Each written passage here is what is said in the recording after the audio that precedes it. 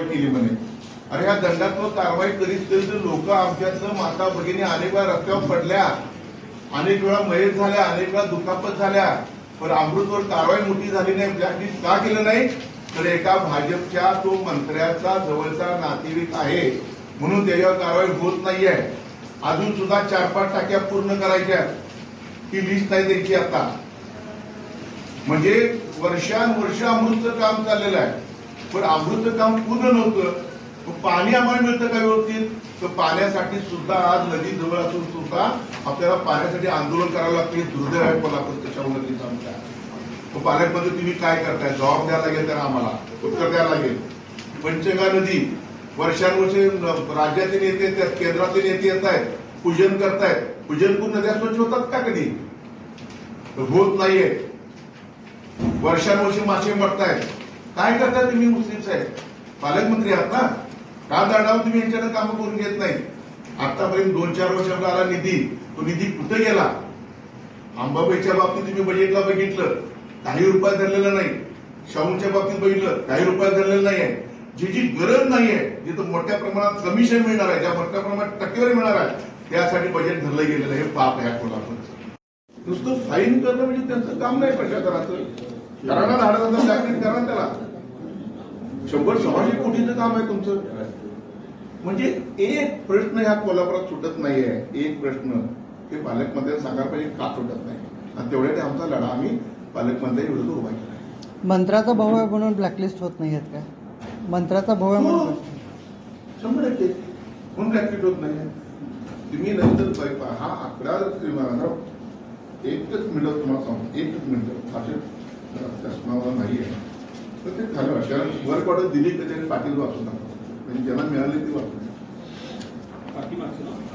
Work order कधी work order कधी किती येत नाही. मंजूर किंमत ₹114.81 कोटी. वर्क ऑर्डर आहे 12/1/2017. योजनेची प्रशासकीय मंजुरी दिनांक 12/1/2017. जवळपास 6 वर्ष झाली. 6 वर्ष झाली. काम किती झाले सांगा? अजून काही टाक्याचे काम झालेलं नाहीये. पूर्ण काम सुरू केलेलं नाही. म्हणजे बावडा फिल्टर टाकी डी वॉर्ड मधलं काम सुरू झालेलं नाही अजून. आणि कळंबा उपसा केंद्र जे आहे तिथं सुद्धा काम सुरू झालेलं नाही. राजेंद्र नगर कळंबा फिल्टर हाऊस आणि ताराई पार्क मध्ये काम पूर्ण झालेलं इथं दाखवलंय. आणि बावड्याचा जो पंप आहे तिथं काम सुरू आहे म्हणून दाखवलंय. राजेंद्र नगरचा पंप आहे तिथं काम सुरू आहे म्हणून दाखवलंय. जे काम अजून सुरू आहे. 6 वर्ष झाले हे काम सुरू, आणि काही ठिकाणी अजून काम सुरू झालेलंच नाही. आणि ही Kadamwadi, Samratnagar, Tarai park, Rajendranagar, Bondrenagar, Kuikadi, Shivaji park, Bawda water pump, Kalamba Bawda, Golibar Maidan, Rajarampuri cyber Chowk, Rajarampuri lucky Bazaar आणि आपटेनगर इथं काम सुरू आहे म्हणून दाखवलं. हे 6 वर्षात बाबा हे काम सुरूच आहे. मुदत मला 2-2.5 वर्ष मुदत होती त्यांना, साधारण 2-2.5 वर्ष मुदत होती. काही झालेलं नाही अजून. शासन 6 वर्षात बाबा 2 ठिकाणचं काम पूर्ण दाखवलं. शासन निधीच्या जय महाराष्ट्र. सर्वांना नमस्कार, सगळ्यांचं स्वागत.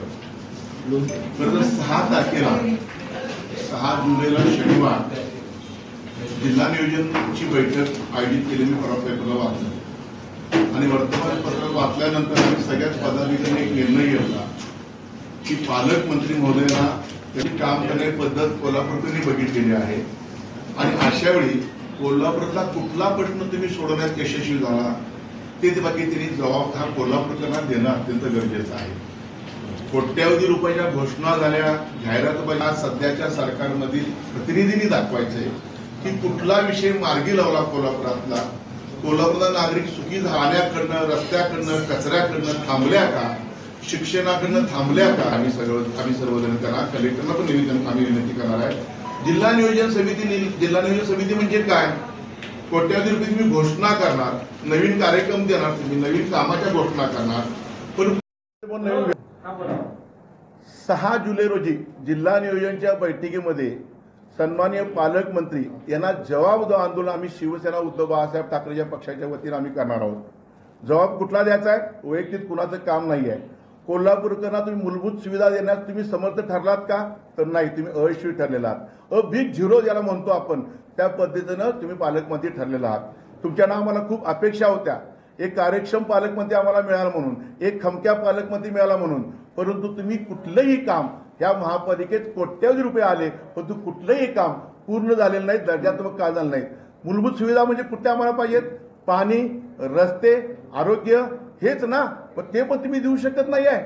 आई अंबाबाईचा प्रश्न बाजूला राहिलेला आहे, शाहू स्मारकाचा प्रश्न बाजूला राहिला आहे, असे अनेक प्रश्न आहेत, नदी प्रदूषणाचा प्रश्न बाजूला राहिलेला आहे. आणि अशा वेळी पालकमंत्रीचा तुम्ही काय करताय?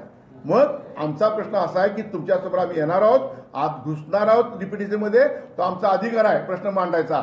तिथं सगळे प्रशासकीय अधिकारी असतात, सगळे तिथं सदस्य असतात. आणि आम्हाला का अधिकार नाही?